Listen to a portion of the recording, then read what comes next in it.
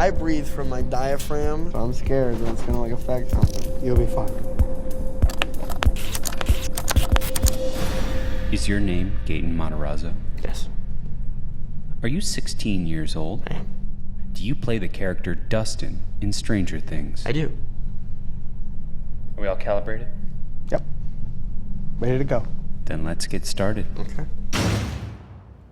First thing we'll talk about? Stranger Things. When you first read the script, did you think the show would be as big as it is?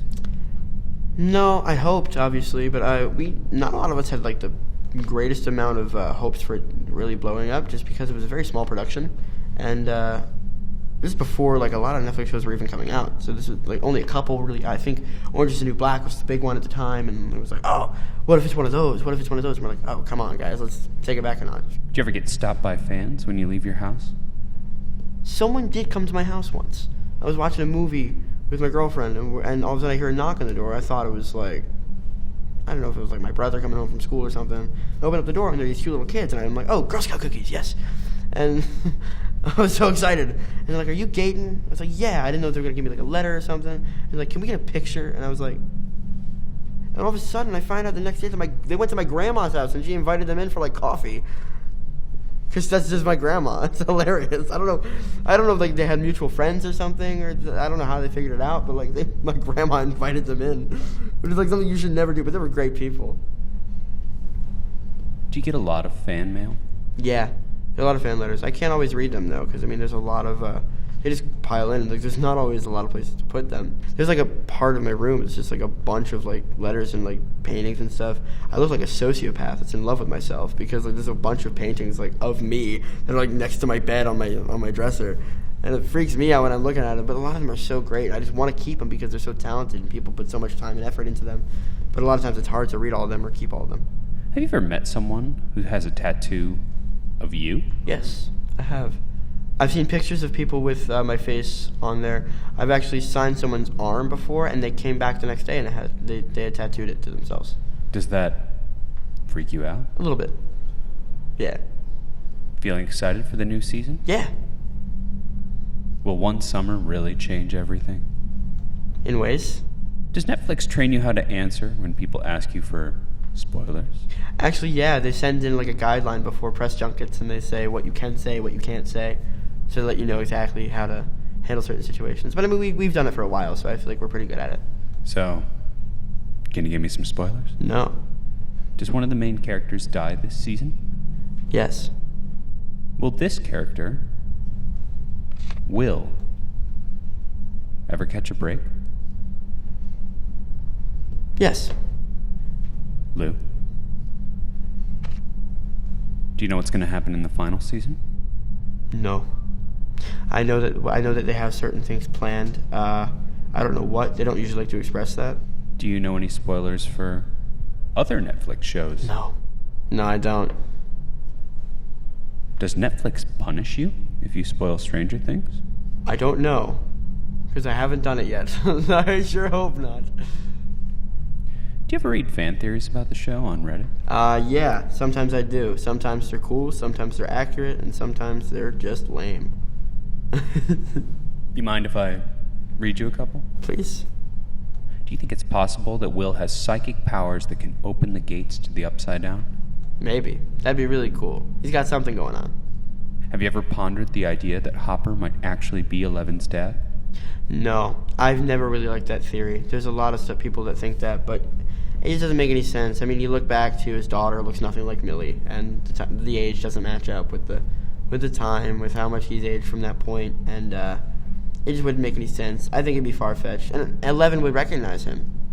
If you could, would you bring back Barb from the Upside Down? I wouldn't, simply because I think her death was essential in demonstrating that nobody was safe. Even the most innocent, likable, relatable character couldn't be saved from what's going on. And I think that really resonated with audiences. And I think that's why they want her to come back, because they liked her so much, and because she didn't deserve it, and it wasn't fair. That's why she died. Sam, do you think the Upside Down is actually an alternate universe? Yeah. That's interesting, though. There's a lot of theories that it might be from the future. Do you think the Upside Down could be part of the multiverse? What do you mean? Like maybe it's part of the Marvel multiverse? Oh, something like that. I don't know about that. I think that they want to keep it within the Stranger Things universe as a whole. But maybe. That'd be interesting to think about. I think it's definitely a lot closer to home than we might believe, or maybe even a lot further. I think there's a lot more about it we don't know, and I'm really excited to see where they take it, to see if we can learn more about it. Do you think it's possible that Riverdale is the Upside Down, and that's why Barb's there? I don't think so. No, but that's interesting to think about. Did you like your character's makeover at the end of season 2? I wouldn't personally dress up that way, but I think it was very fun. It actually didn't take that long to do, but it was very fun getting to dress up like that, and I enjoyed it a lot. So you've never worn that hairstyle in regular life? I have, technically, during the shoots, but I wouldn't use it as a stylistic choice, no. Lou? That one was largely deceptive. What? Oh, goodness. Who would you say is a better mom? Joyce Byers or Steve Harrington?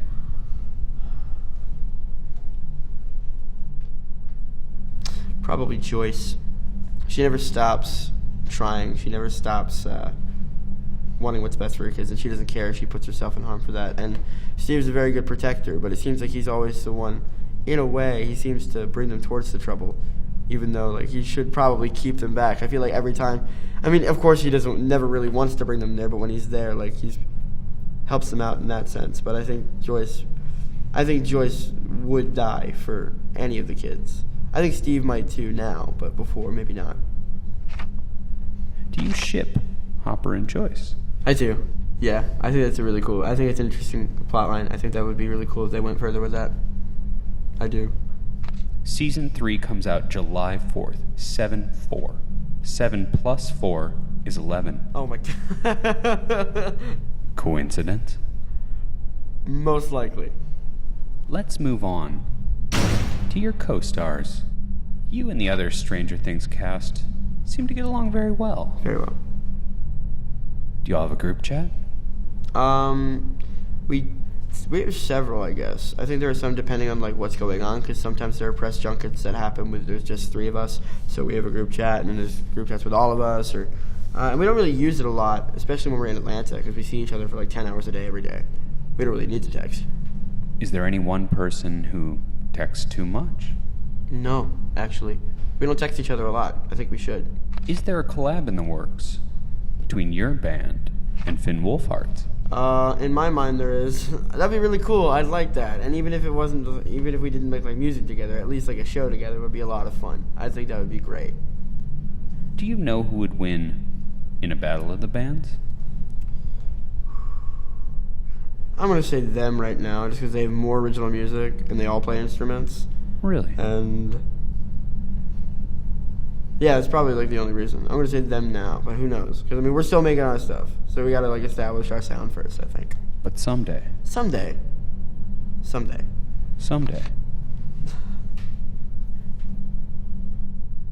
Would you say that this man, Joe Keery, is more of a heartthrob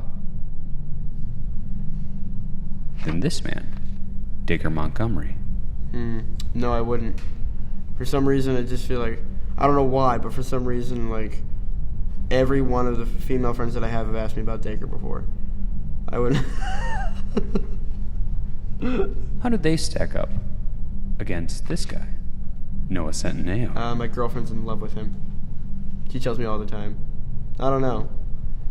His name comes up more with that topic, so I'm going to say him.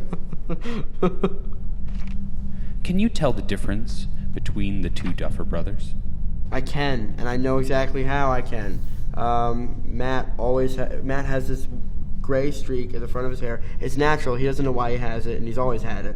That's how I told him apart to begin with. But eventually, you just start to decipher certain features. I don't even think you even realize what they are, and eventually it's just it's not even a question anymore. At first, sometimes I'd mix them up, especially when it was night shoots. So you're sure you can tell them apart? Not if you show me when they were kids. If you show me pictures when they were students, probably not. But now, definitely. Which one is this? That's Ross. I believe that's Matt. No way. It's not Matt. That's not Matt. That's Ross. Is that Matt? Oh, sorry, buddy. Does the cast ever go out to karaoke together? They did karaoke for the season 2 rap party, and I couldn't attend. I had to get out of there really quick. I was upset about that. But I've never gone to do karaoke with them before. I'd like to, though. So you've done karaoke on your own? I have done karaoke on my own. You have a go-to song? I think it depends. I'm a musical theater guy, so sometimes I'll sing that, and usually people don't really care about me singing musical theater, because it's in no way fun to listen to at karaoke, but it's fun. Who would win in a karaoke off? You or Millie Bobby Brown?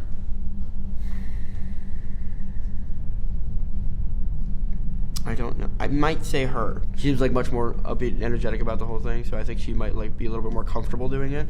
Whenever I do it, I actually go to try and sing as best I can, and that's not what karaoke is for. Is that I have fun, but I'm like, I have something to prove. I don't. It's karaoke. What about a rap battle? Oh, she totally went. For sure, she totally went. I can't rap to save my life. What about you versus this person, Caleb McLaughlin? It's hard to say, actually. In karaoke, we're still saying? Yeah. I don't know. I think I might take him on. I think I might take him on karaoke. But we have to actually have an official battle to see. Sounds like the gauntlet's been thrown. I think so. I'm excited now. Okay, let's talk about your life. So you've been auditioning since you were 7 years old? That's right. Did you know at 7 that you wanted to be an actor? Not particularly. I think it wasn't until I was about 9 when I first actually got my first role that I realized I was like, oh, yeah, this is what I want to do. Have you ever bombed an audition? Oh, yeah. For sure. It's actually funny. One of the auditions that I bombed, I actually got the role for. It's funny. I messed up on the script like 3 times. I went out of the room crying. I was 9, and I actually got the role. It's the first role I ever got. Is it true you played Gavroche in Les Miserables? That's true, yeah. Did you know that Nick Jonas also played that role? I did. I think Nick and Joe both played the part. Do you think your death scene was better than his? Actually, I've never seen his death scene.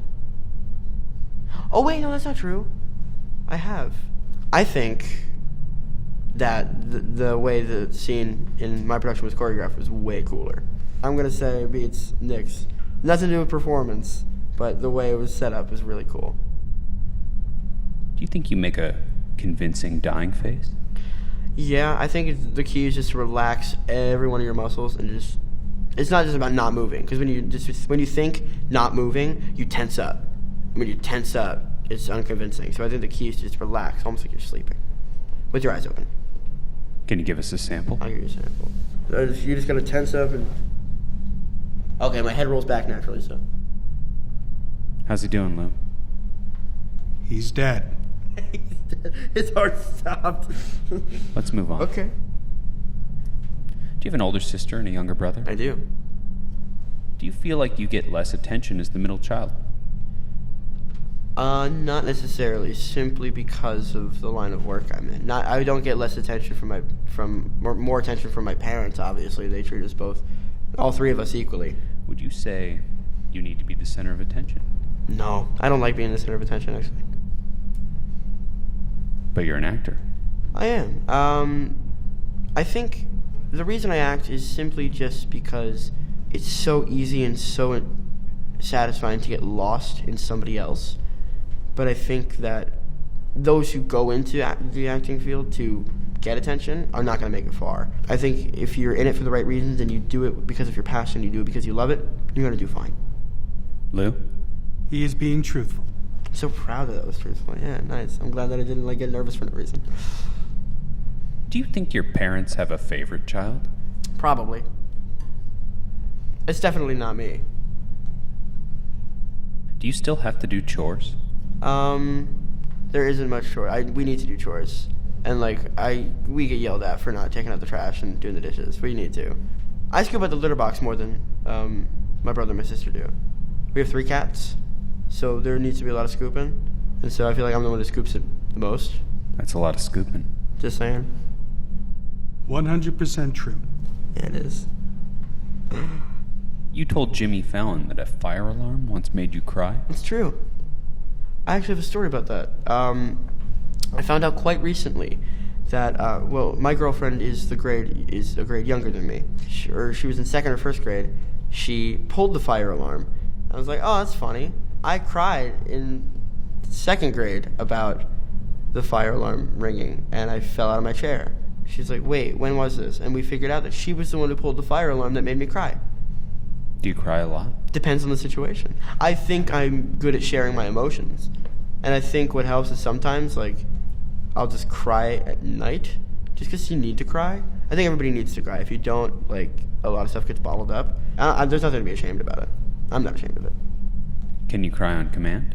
It's hard, but I've done it before. And it's weird because usually when I know I have to cry, I can't. But it's the times when I don't need to or when I don't necessarily think I'm going to when it happens. So Joe Keery told Glamour that you're one of the brightest young people he's ever met. That's very nice of him.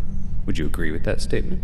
I don't know. I think I know many people that I believe are smarter than me, and I know many people that have achieved many greater things than me. I think I do pretty well in school, and I think I love learning. I love knowledge, and I like obtaining knowledge, but I think smarts is different. I think brains and being smart is different than knowledge. But I really appreciate him saying that. How we doing? Good. This is a very truthful person. All right.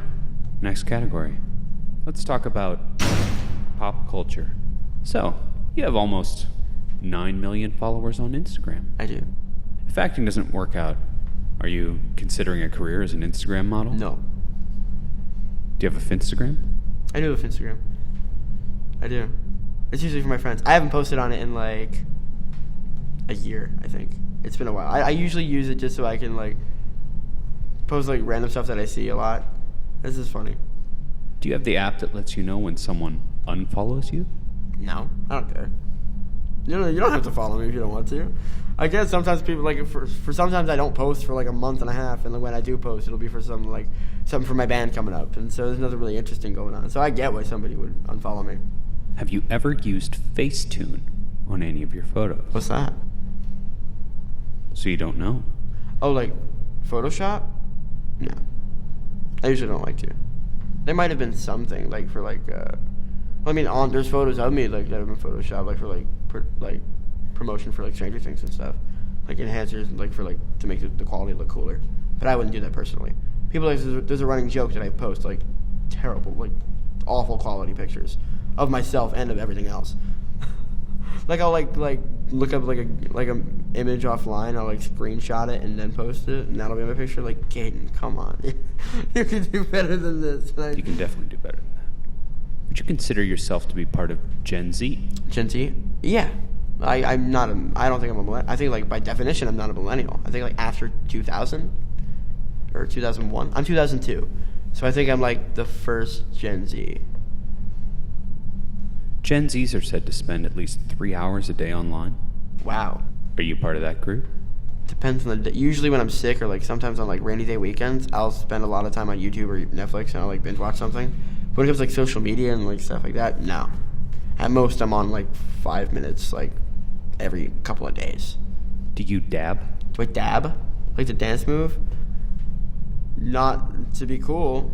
If I ever do it, it's a spoof or a parody of the dab. Is lit part of your everyday vocabulary? Oh God, no.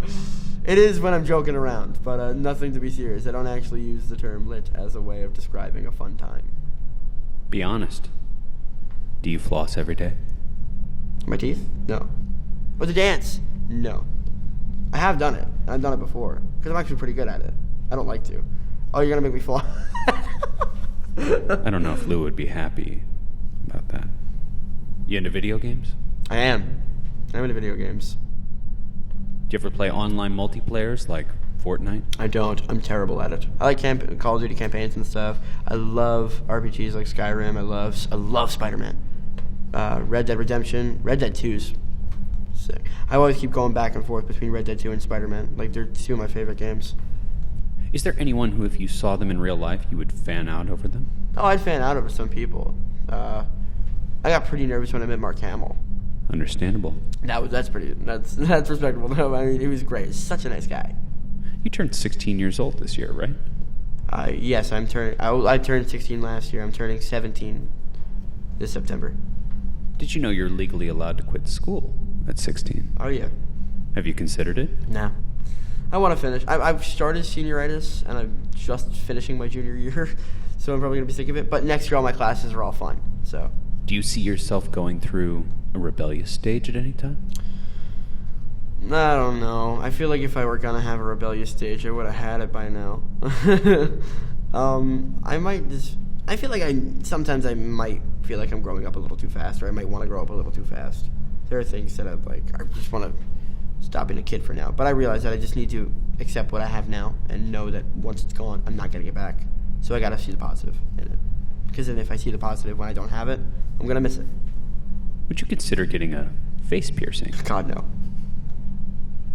What about a tattoo? Yeah, I want to get a tattoo.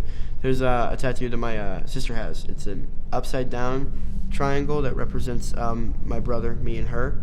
And so that each corner represents us, and then a different design of their preference. In the middle, she has flowers, and I want to get one on like the back of my shoulder or something. It's just something small because I still have to do shows and acting and stuff. That with our zodiacs on it. And my brother's gonna get one as well. Do you know what you'd do if you really wanted to make your parents mad? I'm trying to think.